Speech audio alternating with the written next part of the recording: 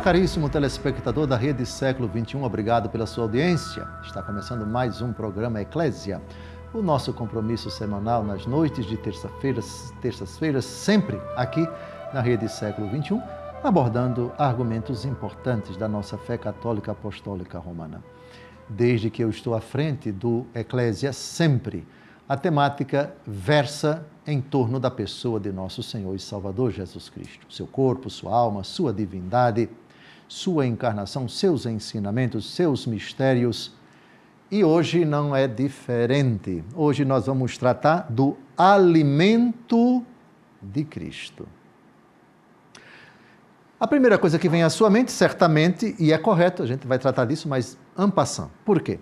Porque o alimento tomado ao pé da letra, isso fez parte, sem dúvida alguma, da vida pública de Nosso Senhor. Aliás, já desde a sua encarnação, a medicina diz que o cordão umbilical é o que alimenta a criança no ventre da mãe, a partir de uma certa idade, evidentemente, e é o canal por meio do qual o organismo da mãe sustenta a criança e ela vai crescendo, até o momento de sair do corpo da mãe, quando o cordão umbilical precisa ser cortado, se faz asepsia, não sei se ainda hoje se faz com iodo, enfim, aquela limpeza é aquela asepsia.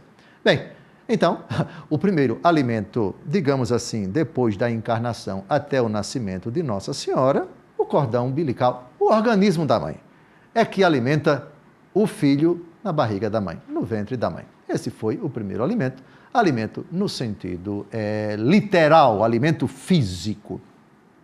As substâncias do corpo da mãe que alimentam a criança e fazem a criança crescer no ventre da mãe, até que chegou o momento de ela sair do ventre da mãe. A criança nasceu, Jesus mamou no ventre, nos seios de Nossa Senhora. Houve uma personagem anônima, uma mulher, que olhando para Jesus disse, lembram desse episódio? Bem-aventurados os seios que te amamentaram, lembram disso? Uma profecia elogiando Nossa Senhora, no que Jesus respondeu antes, bem-aventurados aqueles que ouvem a palavra de Deus e a praticam. Não é que Jesus debochou do ventre de Nossa Senhora. Jesus está falando aqui que ele se alimentou, sim, do leite de Nossa Senhora, bem-aventurados os seios que te amamentaram, mas está dizendo que mais importante do que isso, não é? Os bem-aventurados são aqueles que ouvem a palavra de Deus e a põem em prática, o que não deixa de ser um elogio, antes de tudo, a Nossa Senhora, porque ninguém como Nossa Senhora obedeceu tanto, fez tanto a vontade de Deus, não é? E praticou a palavra de Deus do que a bem-aventurada Virgem Maria. Aliás, na Europa, na Itália, me parece, que tem uma devoção muito interessante de Nossa Senhora Lactante, tem a imagem dela, o seio do lado de fora e saindo leite. E o menino Jesus com a boquinha assim aberta. Muito, muito sugestiva essa devoção. Eu não sei, agora estou ficando velho, caindo os pedaços. Eu antes sabia qual era a diocese da Itália que tinha esta devoção. Um dia eu vou lembrar e vou dizer para vocês. Bem, agora vamos a Nosso Senhor, em alguns momentos, se alimentando de alimento físico. Jesus nas bodas de Caná é uma festa. Jesus ali comeu, evidentemente. Zaqueu, desce depressa porque hoje é preciso que eu esteja na tua casa. Ali foi um banquete que Zaqueu ofereceu para Nosso Senhor. O banquete que Mateus ofereceu depois que Jesus o chamou no capítulo 9 do Evangelho segundo Mateus. Ele reuniu vários publicanos, ele já ex-publicano e agora apóstolo. Deixe-me ver, na casa de Marta e de Maria, a unção de Betânia, tantos outros acontecem na própria instituição da Eucaristia, etc. Aqui estamos falando de alimento também com dimensão material, pão mesmo, e as outras iguarias que eram próprias das refeições dos judeus. Até aqui, nenhuma dificuldade. Mas chega um momento, e aí já entramos no sentido espiritual da palavra alimento, aí vamos para Sicar, atual Nablus, naquele tempo a capital da Samaria, o centro da Terra Santa, Jesus vai até o poço de Jacó e lá encontra a samaritana. E é no contexto desse diálogo de Jesus com a samaritana que temos pela primeira vez Jesus utilizando a palavra alimento no sentido espiritual. A samaritana vai até a cidade dizer para os seus conterrâneos que encontrou o Messias, e aí os apóstolos chegam para o Nosso Senhor e dizem o que a gente vai ler agora. Com a palavra, o quarto evangelho, narrando o diálogo dos apóstolos com Nosso Senhor e Salvador Jesus Cristo. A primeira vez que a palavra alimento passa a ter um significado espiritual nos lábios de Jesus. Eles saíram da cidade e vieram ter com Jesus. Entretanto, os discípulos lhe pediam: Mestre, come. Mas ele lhes disse: Tenho um alimento para comer que vós não conheceis. Os discípulos perguntavam uns aos outros: Alguém lhe teria trazido de comer? Disse-lhes Jesus: Meu alimento é fazer a vontade daquele que me enviou e cumprir a sua obra.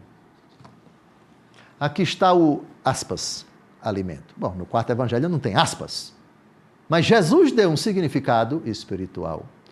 O que significa alimentar-se? Significa fortalecer-se, significa colocar dentro do corpo aquilo que é fundamental para manter o corpo ereto, não é? As substâncias, as vitaminas, as proteínas e assim por diante. Jesus se alimenta da vontade do Pai. Veio para cumprir a vontade do Pai. Sua missão não é outra coisa senão cumprir a vontade do Pai, cumprir a obra do Pai. Cada segundo do mistério da encarnação, nascimento, vida oculta, ministério, paixão, morte e ressurreição de nosso Senhor Jesus Cristo é o cumprimento da obra. Quando é que a obra do Pai é consumada? Quando Jesus se assenta à direita do Pai. O que vai acontecer com o mistério da ascensão e, lógico, alguns dias depois, a efusão do Espírito Santo de Deus. Santo Agostinho, interpretando essa frase de Jesus, meu alimento é fazer a vontade daquele que me enviou e cumprir sua obra, João 4,34, diz o seguinte, belíssima interpretação. Aspas. O que tem de admirável que essa mulher não compreendesse acerca da água? Eis que os próprios discípulos ainda não compreendem o alimento. Mas Jesus ouviu seus pensamentos e põe-se logo a instruí-los como mestre que é. Não usa de rodeios como fizera com aquela, por cujo marido procurava ainda, mas já com clareza diz, o meu alimento é fazer a vontade daquele que me enviou. Também a bebida mesma, portanto, era naquela mulher cumprir a vontade daquele que o tinha enviado. Por isso ele lhe dizia, tenho sede, dá-me de beber, ou seja, para produzir nela a fé e para beber dela a fé e integrá-la em seu próprio corpo, porque seu corpo é a igreja. Assim diz o Senhor, esse é, pois, o meu alimento, fazer a vontade daquele que me enviou. Que bonito! Veja, no episódio da samaritana, nós temos duas coisas, comer e beber. Jesus diz, tenho sede, e a sede dele era da fé daquela mulher, que vai acabar acreditando. E Jesus tem fome, de que ele se alimenta da vontade do Pai. Dá-me de beber desta água, Senhor, para que eu não venha mais aqui, diz a samaritana. Qual foi a frase que Jesus pronunciou na cruz, angustiado, quando depois colocaram vinagre misturado com fel e ele relutou, não aceitou na cruz? Tenho sede. Ele diz, tenho sede na cruz, e diz, tenho sede, dá-me de beber, a samaritana, no capítulo 4 do Evangelho segundo João. Vejam, não por acaso, no episódio da samaritana, Jesus se alimenta E Jesus tem sede. Tive sede e me destes de beber. O que Jesus quer dizer com isso? Na ótica do diálogo com a samaritana, eu tenho sede do seu coração. Eu tenho sede desse manancial que eu gostaria que jorrasse do seu coração. Rios de água viva jorrarão do seio daquele que crê. Vai dizer ele também no quarto evangelho. Jesus ali está saciando sua sede, levando a mulher a crer, e ela vai acreditar, e Jesus vai beber desta fonte, que é o manancial de fé do coração dela, e Jesus vai se alimentar, está se alimentando, está dizendo para os apóstolos, o meu alimento é fazer a vontade daquele que me enviou e cumprir a sua obra. Aqui está o primeiro bloco, chegando ao final. Desejo a você que não saia daí. No segundo bloco, ainda no quarto evangelho, temos duas citações importantes para ler e meditar. E depois vamos a 1 aos Coríntios e a carta aos Hebreus, a primeira carta de São Pedro, e terminaremos com o discurso da promessa do Espírito Santo no capítulo 16 de São João. Não saia daí!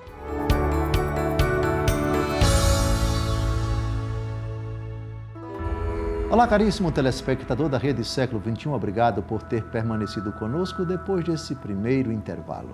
Está começando o segundo bloco do nosso Encontro Eclésia, hoje tratando do argumento o alimento de Cristo.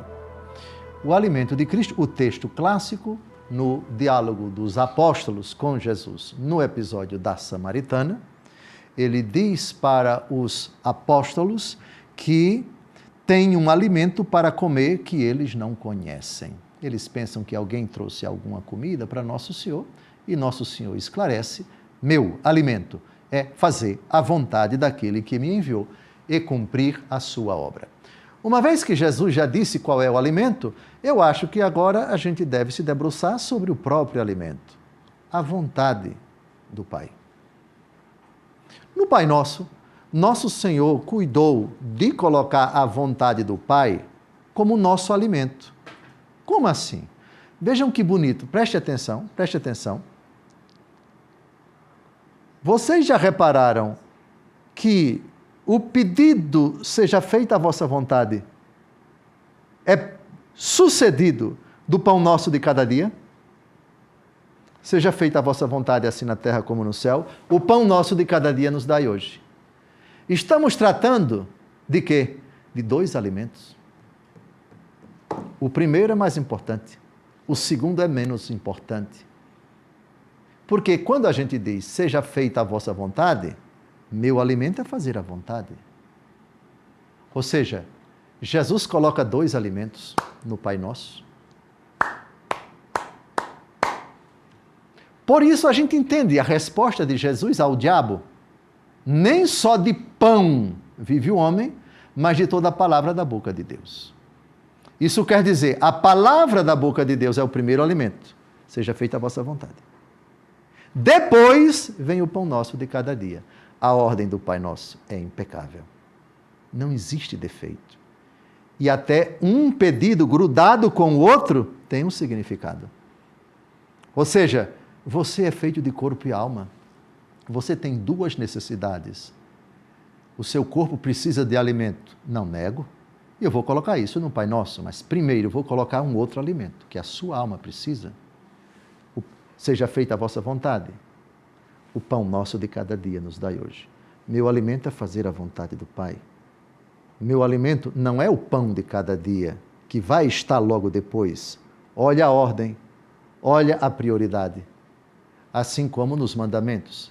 Primeiro, amar a Deus sobre todas as coisas. Sobre todas as coisas. Deus Todo-Poderoso é perfeito. A ordem do Pai Nosso não foi colocada por acaso. João, capítulo 5, versículo 30. De mim mesmo não posso fazer coisa alguma. Julgo como ouço. E o meu julgamento é justo, porque não busco a minha vontade, mas a vontade daquele que me enviou. Vejam, Deus não busca a sua vontade. Como é que Deus não busca a sua vontade? Deus não busca a sua vontade quando ele se encarna. E quando ele se encarna na condição de homem, se torna inferior ao Pai. Inferior enquanto verbo encarnado, mas igual ao Pai enquanto da mesma natureza. Eu e o Pai somos um. É na condição de verbo encarnado que ele não busca a vontade dele. Ainda que ele tenha duas vontades. Verdadeiro Deus tem vontade divina. Verdadeiro homem tem vontade humana. Uma das heresias dos primeiros séculos era o monotelismo. Aqueles que defendiam que Jesus só tinha uma única vontade. Não. Ou seja, no momento em que ele se encarnou, a natureza divina assumiu, absorveu a vontade humana e Jesus só teria uma única vontade. Não. Jesus, verdadeiro Deus, tem tudo de Deus, portanto, vontade divina. Verdadeiro homem tem tudo do homem, com exceção do pecado, portanto, vontade humana. Então, em que consiste precisamente ele dizer: o meu julgamento é justo, pois não busco a minha vontade, isto é, a minha vontade humana. Na condição de verbo encarnado, ela se submete à vontade do Pai. A respeito, quem lembra da oração que Jesus fez no Jardim das Oliveiras, poucos minutos antes de ser preso: se possível, afasta de mim este cálice. Agora vem o que interessa. Todavia, não se faça a minha, mas a tua vontade. Pronto, aqui está. Avancemos agora para o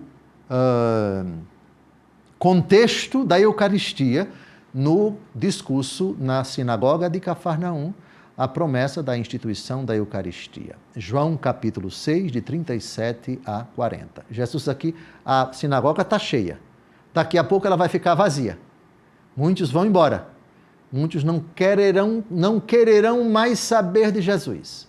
Mas ainda aqui eles estão escutando nosso Senhor. João 6, de 37 a 40.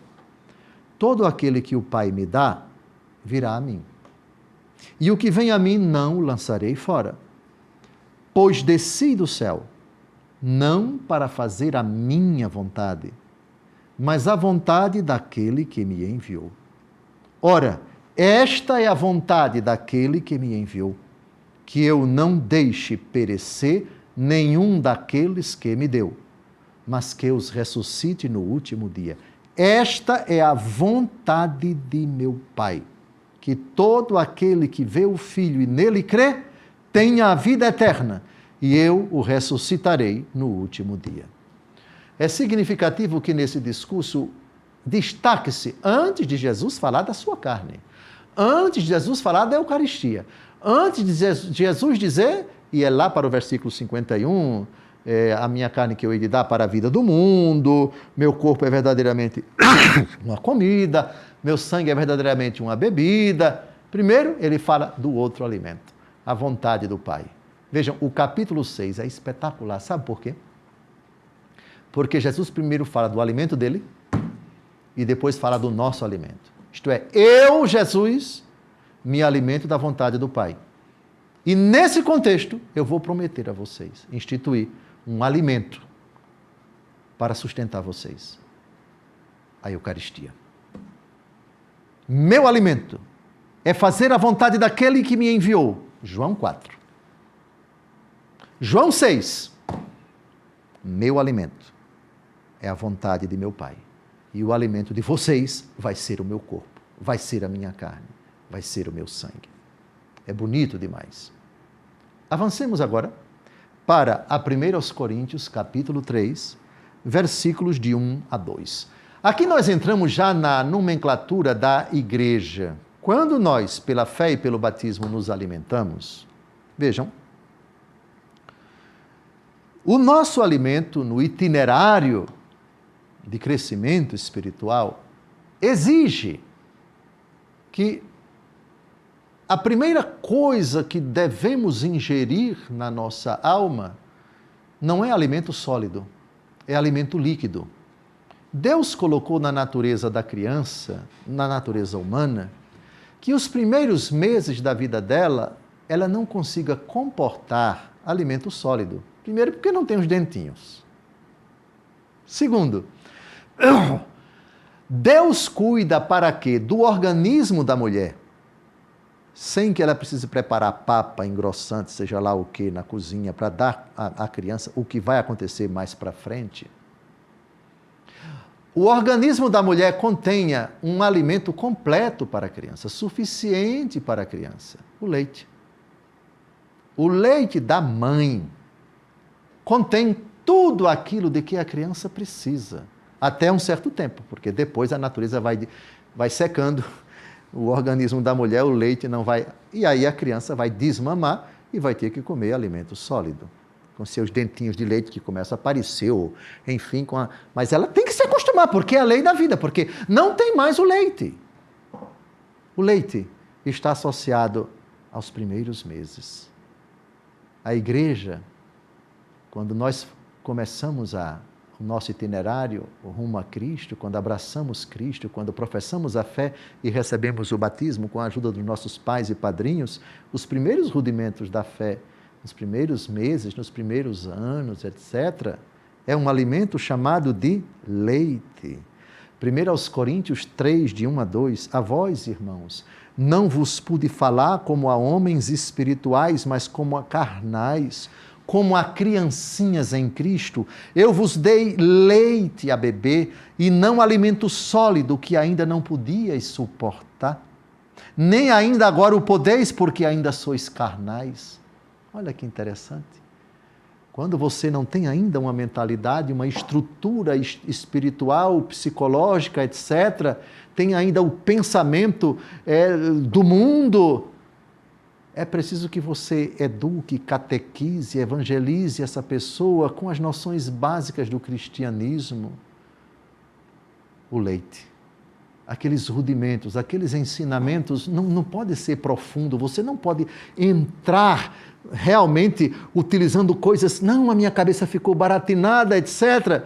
Se a pessoa está começando agora o seu seguimento de Cristo, deve-se dar para ela o ensinamento, a catequese, o catecismo, as noções da Bíblia, mas noções básicas, porque ela não consegue ainda entender. Ela está começando agora leite espiritual e não alimento sólido. Olha a linguagem do apóstolo Paulo. Muitas pessoas dentro da igreja não conseguem ainda, porque são carnais, porque não tem ainda aqueles rudimentos básicos, aquele alicerce capaz de compreender coisas profundas. Temos que ter essa noção, esse discernimento. Para certas pessoas é o leite, é o beabá. A gente vai retomar isso no próximo bloco. Que linguagem linda, leite e alimento sólido. Isso se aplica também aos rudimentos da fé. Não saia daí, daqui a pouco a gente volta.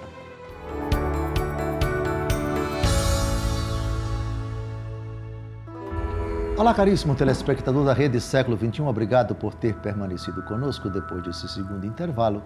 Está começando o nosso terceiro bloco, o programa Eclésia, hoje dedicado ao argumento O Alimento de Cristo. Eu quero agora agradecer a você que é sócio da Associação do Senhor Jesus, você que é fiel em sua doação e também em suas orações. Você, meu filho, minha filha, é o grande responsável por este programa estar no ar.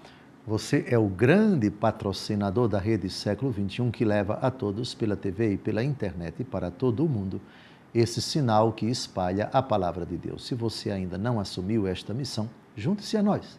Você pode fazer a sua doação pelo Pix, apontando sua câmera, que está aí na sua mão, certamente, para o QR Code que aparece aí na sua tela. Seja um evangelizador junto à Associação do Senhor Jesus. Como diz o Padre Eduardo, ela não é minha, ela é do Senhor Jesus. Continuemos agora o discurso sobre o alimento de Cristo, que é fazer a vontade do Pai. Terminamos o primeiro bloco, citando a 1 Coríntios, capítulo 3, versículos de 1 a 2. Na igreja, aqueles que fazem parte da igreja, mas ainda têm um pensamento carnal, seja porque é um recém-convertido, seja porque abraçou a fé, oriundo de um contexto desfavorável, onde ele desconhecia completamente as noções básicas do cristianismo, o apóstolo Paulo faz uma distinção entre alimento não sólido, que ele chama de leite, e o alimento sólido. A transmissão das verdades do Evangelho numa linguagem própria, acessível para pessoas simples, e a mensagem aprofundada, o alimento sólido, assim como a criança, que nos primeiros meses, o ser humano, que nos primeiros meses, a própria natureza obriga a criança, pela sua fragilidade, a se alimentar exclusivamente do leite da mãe. Leite associado com tenra idade. Alimento sólido associado à idade mais avançada. Vamos agora à carta aos Hebreus, capítulo 5, versículos de 11 a 14. A mesma categoria vai aparecer. Leite e alimento sólido. Hebreus, capítulo 5, de 11 a 14. Teríamos muita coisa a dizer sobre isso e coisas bem difíceis de explicar, dado a vossa lentidão em compreender. A julgar pelo tempo já devíeis ser mestres. Contudo, ainda necessitais que vos ensinem os primeiros rudimentos da palavra de Deus. E vos tornastes tais que precisais de leite em vez de alimento sólido. Ora, quem se alimenta de leite não é capaz de compreender uma doutrina profunda, porque é ainda criança. Mas o alimento sólido é para os adultos, para aqueles que a experiência já exercitou na distinção do bem e do mal. Olha que bonito. Isso me faz lembrar uma piada de um padre que chegou de Roma com um monte de curso de mestrado e doutorado para uma paróquia bem simples, na roça, lá no interior.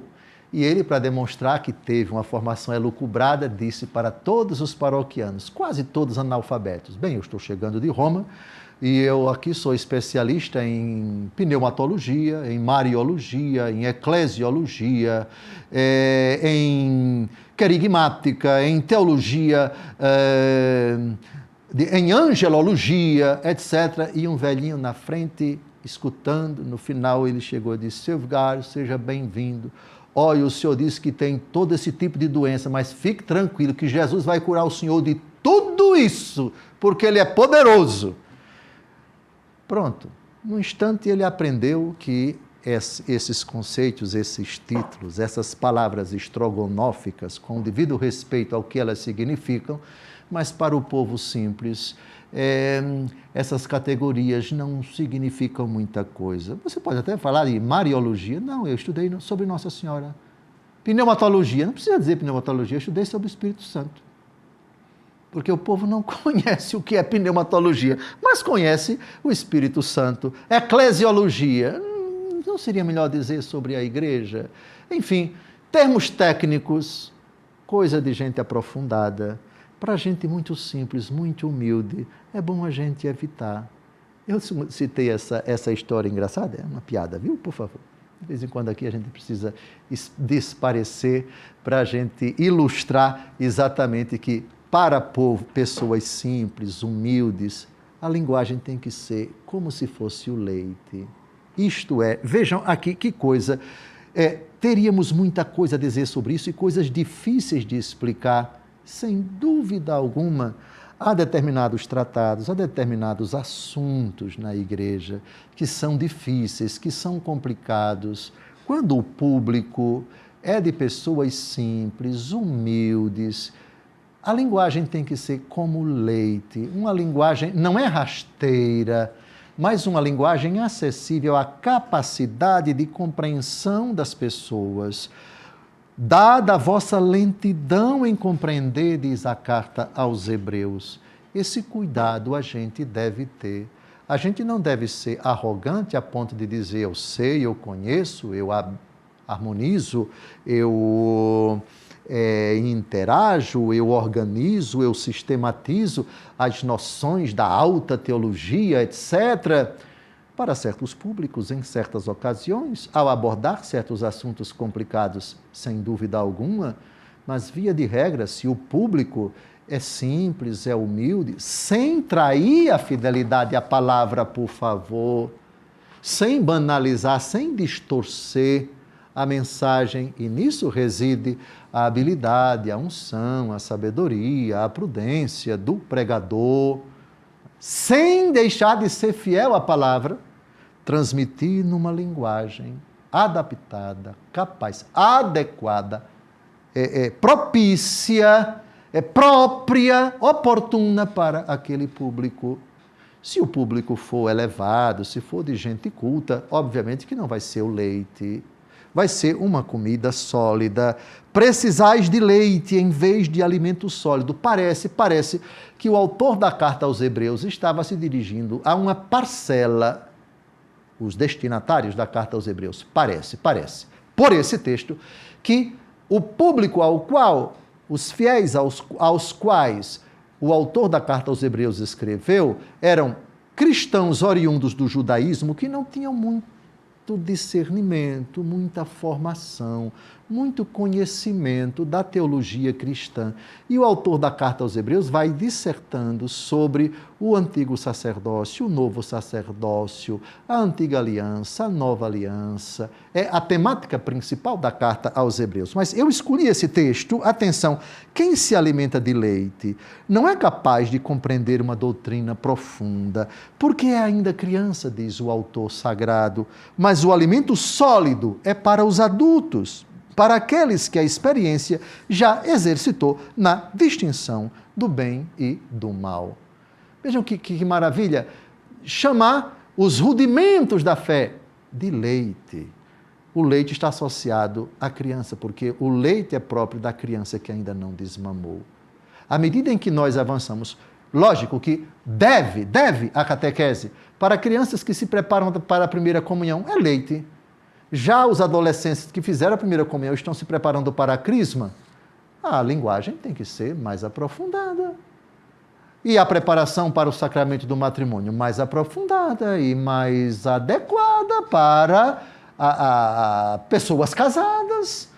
E um aprofundamento daqueles que, estão fazendo um itinerário naquele grupo de oração, aquela comunidade de vida, são pessoas maduras, etc. O conhecimento tem que ser aprofundado. Essa distinção é fundamental na igreja para que a gente não dê alimento sólido para quem não tem a capacidade e não dê alimento básico, leite, para quem é um público formado de pessoas que têm mestrado, doutorado, profissionais liberais e assim por diante. Essa distinção considero fundamental. Primeira carta de São Pedro, capítulo 2, versículo 2. Como crianças recém-nascidas, desejai com ardor o leite espiritual que vos fará crescer para a salvação, se é que tendes saboreado quão suave é o Senhor. Leite espiritual. Me dê o básico, as orações cristãs. Papai do céu, mamãe do céu, eu te amo, meu Senhor. As orações cristãs, os rudimentos, as noções básicas do credo, dos mandamentos, dos sacramentos, o temor a Deus, a fidelidade ao Senhor. Aí está o leite espiritual, os rudimentos básicos. O que não é ingenuidade ou tolice ou bobagem, não. São os rudimentos da fé, o básico. João 16, de 12 a 13. Muitas coisas ainda tenho a dizer-vos, mas não as podeis suportar agora. Quando vier o Paráclito, o Espírito da verdade, ensinar-vos-á toda a verdade, porque não falará por si mesmo, mas dirá o que ouvi e anunciar-vos-á as coisas que virão. O próprio Jesus dizendo, tem coisas que vocês não podem suportar agora. São coisas demais para a cabeça de vocês. Por enquanto, o leite espiritual. Mais para frente, eu vou revelando para vocês o alimento sólido, as coisas que agora vocês não têm capacidade, porque vocês não suportariam.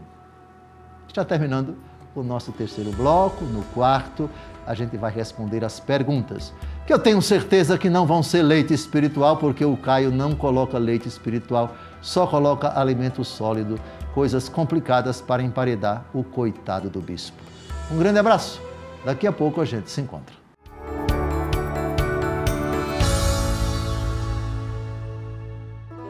Olá, caríssimo telespectador da Rede Século XXI. Obrigado por ter permanecido conosco depois desse terceiro intervalo.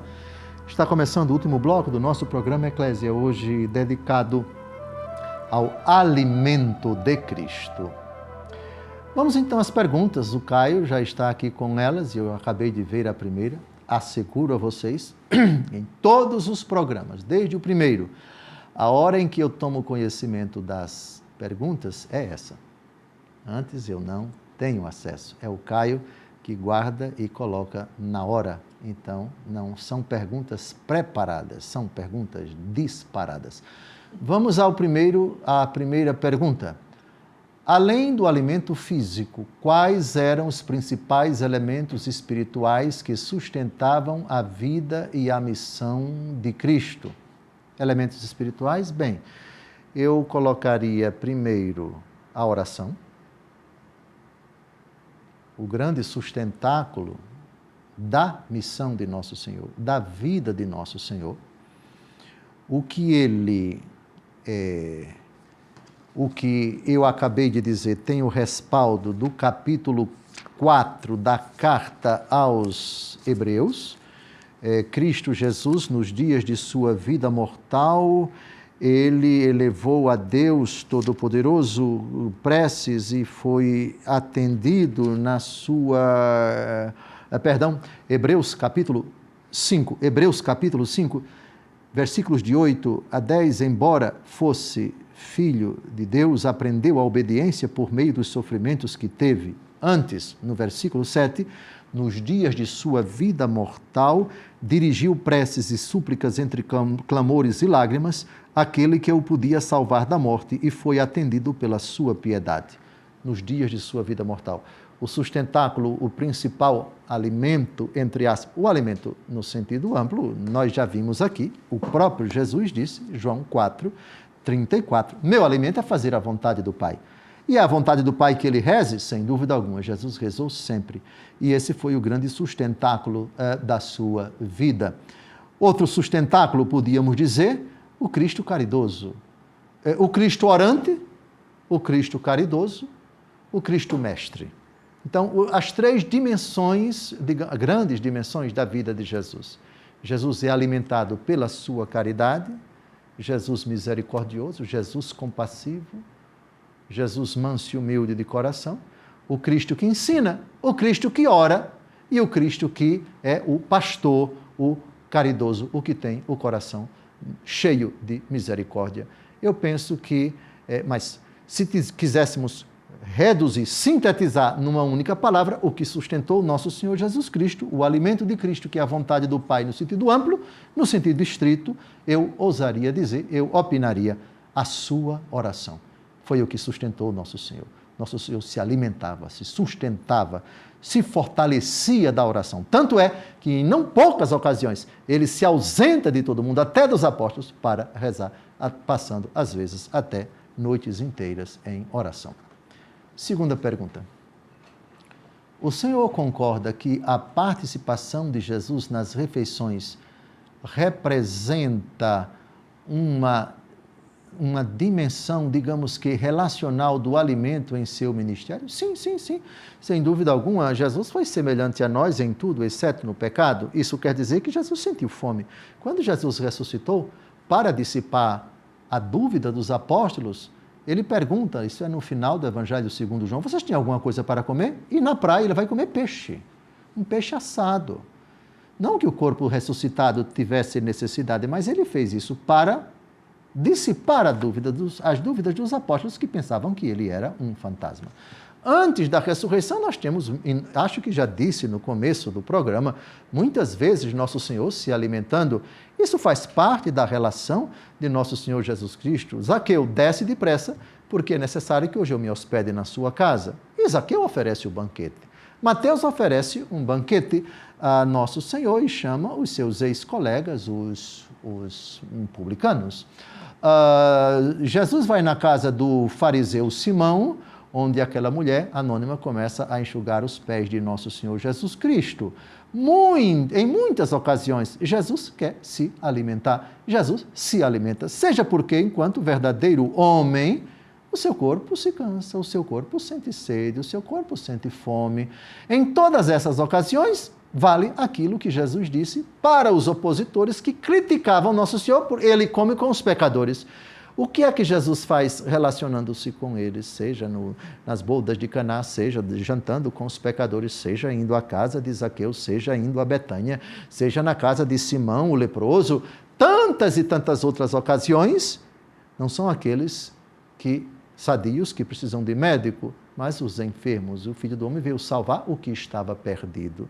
Bem, então a resposta é a participação de Jesus nessas refeições, uma dimensão da sua misericórdia, que vai ao encontro dos pecadores.